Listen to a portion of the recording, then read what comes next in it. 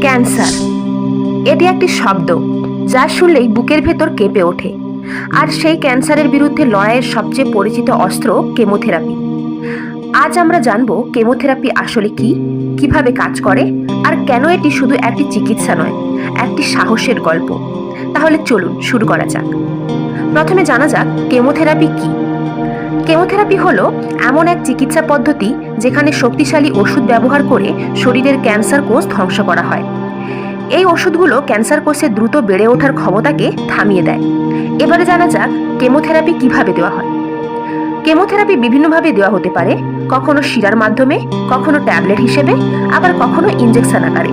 Doctor রোগীর অবস্থা অনুযায়ী পদ্ধতি বেছে নেন। এই কেমোথেরাপির কি কোনো পার্শ্ব প্রতিক্রিয়া আছে? হ্যাঁ, কেমোথেরাপির পথ সহজ নয়। চুল পড়ে যাওয়া, বমি, দুর্বলতা এসব পার্শ্ব প্রতিক্রিয়া অনেক রোগীদের ভোগায়। কিন্তু মনে রাখবেন, এগুলো সাময়িক। এই কষ্টের মাঝে লুকিয়ে আছে সুস্থ হয়ে ওঠার আশা। কেমোথেরাপি শুধু শরীরের লড়াই নয়, এটা মনেরও যুদ্ধ। এই সময় পরিবার, বন্ধু আর ভালোবাসাই হয়ে ওঠে সবচেয়ে বড় ওষুধ। হাজার কষ্টের পরেও অনেকে কেমোথেরাপি শেষ করে ফিরে পান নতুন জীবন। ভিডিওটি ভালো লাগলে অবশ্যই লাইক, শেয়ার, সাবস্ক্রাইব করুন। ভালো থাকুন, সুস্থ থাকুন।